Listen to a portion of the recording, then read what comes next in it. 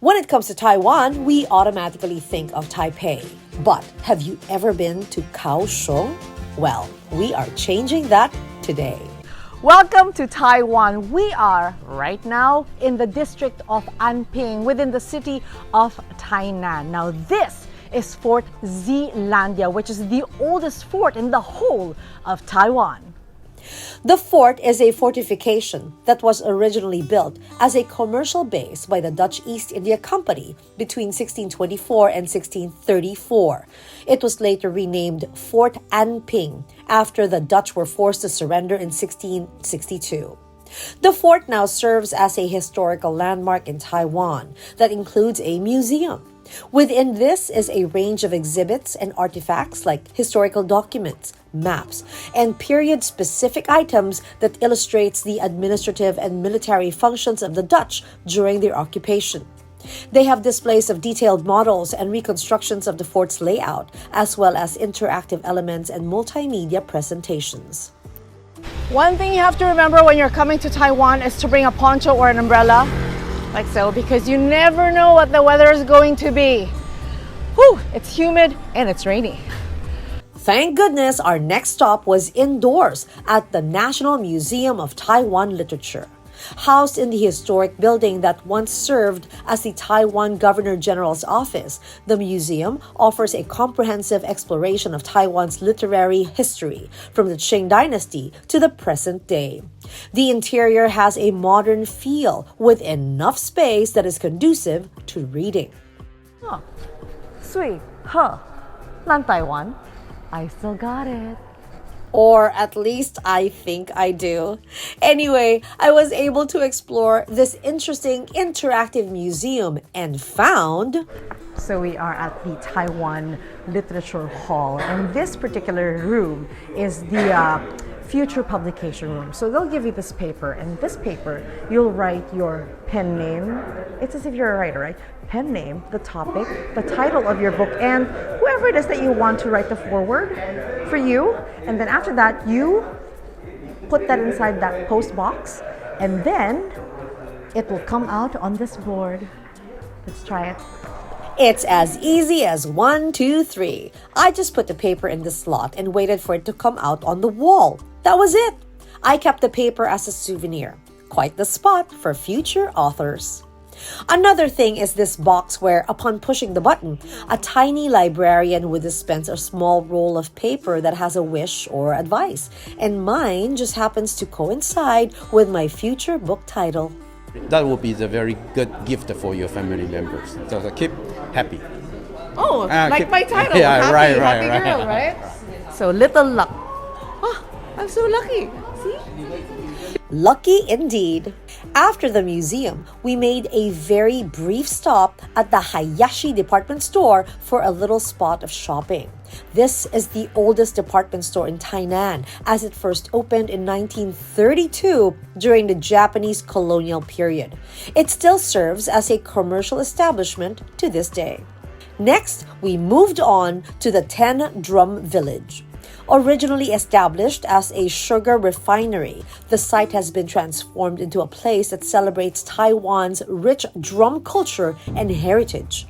The name itself reflects its focus on percussion and drum-based performances.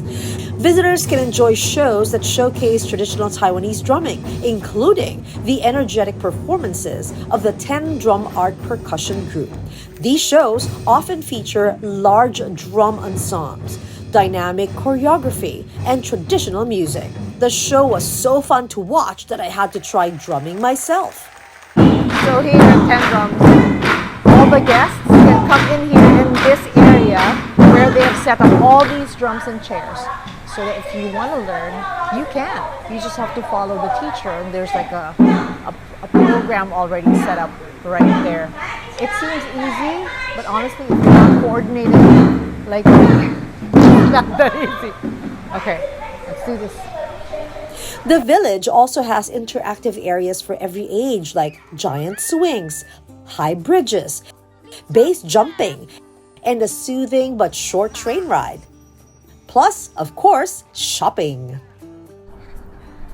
You look behind me and you see, U.S. Capitol, And then you look at the bridge. It kind of reminds you of Charles Bridge in Prague, right? And then you turn around and you see this fountain. Kind of reminds you of Versailles, right? But actually, I'm not in any of those places. Where I am right now is Tainan in Taiwan, specifically on the grounds of the Ching Museum. The museum is renowned for its extensive collection of Western art. But as I had no more time to go inside, I just walked around the expansive grounds of Ching. The bridge is something a Grecophile would love. One thing you will notice about all the statues here on this bridge is that they are of gods, particularly Greek gods, but their Roman names are also written on the plaque. Like this one is Zeus, and his Roman name is Jupiter. Information and fun in one afternoon at the Ching Museum grounds. Our first stop the next morning was Shoshan, commonly known as Monkey Mountain. This place has the best view of Kaohsiung. It is a popular destination for outdoor enthusiasts and nature lovers. There is a love installation in the center that is perfect for picture taking and the platform for a better, clearer view of the entire city. The reason for the name of the mountain is because of its residents, the Formosan macaques. These wild monkeys are cute to look at, but never to touch. Feeding them is also discouraged. Another Kaohsiung place to visit is the Pier 2 Arts Center. This former industrial area has been revived as a dynamic cultural hub for contemporary art. One of these is my now bench buddies who are, as the name of the outwork says, absorbed by light. An interesting artistic commentary. Walkable from the bench is the Great Harbor Bridge. This pedestrian bridge stands out with its sweeping curves and dynamic forms. Its modern design, both functional and artistic, serves as a connection between different sections of the Pier 2 Arts Center, while also adding to the area's aesthetic appeal. Now it's time for gift shopping. We are in Wigger. So they are one of the more popular brands of pineapple cake makers in Taiwan. In fact, pineapple cake originated in Taiwan. Look at all the variety that they have. But I want to try to make my own pineapple cake. Let's do that. With an instructor guiding us and the ingredients ready on the table, all I had to do was roll the pineapple filling, flatten the crust, fold the filling within the crust, put it in the mold, and it was ready to bake. Easy peasy. And while that was baking, I tried out the different varieties of their pineapple cakes and other goods, which was a big mistake because I ended up hoarding yet again. Okay, so what happens is whenever you come here, they'll give you a piece of paper, and this is where you basically place your order, the number of packages that you want, because there's free tasting and you'll base your choices on that one. So this is my basket full of stuff. Of course, I have my classic pineapple cake from them. This comes in different, you can buy it in 5s and 10s and 15s if you want. Mine is of course 10 because it's actually really delicious. Now, with my basket, I'm going to pay, and then you have the option of having them box it for you right there. For easy traveling. Smart, huh? Happy to report that all of us left the store with boxed goodies, which means I'm not the only hoarder. Haha. As for the pineapple cake I assembled, 是我的，谢谢。All right. Ooh, it's still warm, which means it's really freshly cooked. So this is the one that we made ourselves a while ago. I made my own 3 pieces of pineapple cake. I hope they're good because I made them. happy to also report that they were in fact very good. Now, from food, we moved on to more food. What I love about Kaohsiung right now is that they're very active in terms of having events, big or small. Like for example, this weekend they gathered big and small businesses from all over Kaohsiung to come here in this ice festival. So they have here in the street right now ice cream, ice cone, and anything that has to do with ice and sweets for everyone to enjoy. And then they can take pictures here too. Okay, so this is for this weekend. In other weekends, in October for example, they have cocktail festival I know you're gonna love that. Okay, so I have coupons right now so I can get myself some sweets. Dream come true. I love it. Every cold thing imaginable was served on that street. Some even shaped like cute animals, which kids loved. Ice cream, gelato, ice cones, you name it, I saw it. It was a hot and humid day, so the ice-cold goodies were perfect. With the many choices, it took me a while to choose just one for myself. I already ordered mine, so I'm getting the Mango Max Shade Snow. It's really just a matter of waiting. The ice that they have, it's already flavored, so when they shave it, it already has taste. I'm just patiently waiting for mine.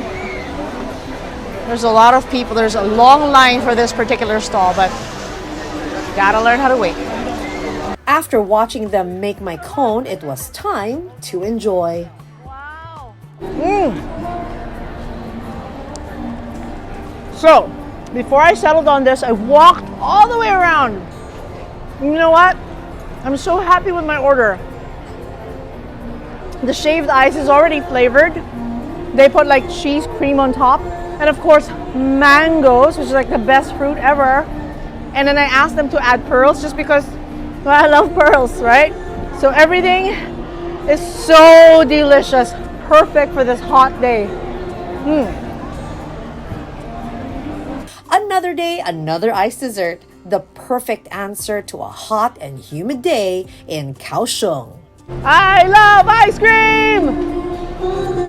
Our last morning in Taiwan began with a trip to Fo-Guangshan Temple.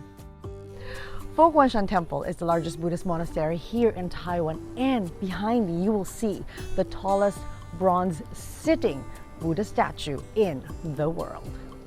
Measuring approximately 118 feet, the tallest sitting Buddha is the core of the Fo-Guangshan complex and has become a major cultural and religious landmark in Taiwan. Inside the memorial hall, visitors can explore various exhibits that detail the history and teachings of Buddhism, as well as the philosophy of the Fo-Guangshan order. The exhibits include artifacts, manuscripts, and multimedia presentations that offer insights into Buddhist practices and the role of the Fo-Guangshan Monastery in promoting social and cultural values. The rest of the area houses landscape gardens, pagodas, and tranquil spaces that's ideal for slow walks, relaxation, and contemplation. Our final stop was the Eda Theme Park Complex, and within this is the massive Eda Royal Theater, where we watch an energetic multi-element show which unfortunately I wasn't allowed to video. I did enjoy it very much, and I'm encouraging you not to miss it. Another thing you can do here in Kaohsiung, shop.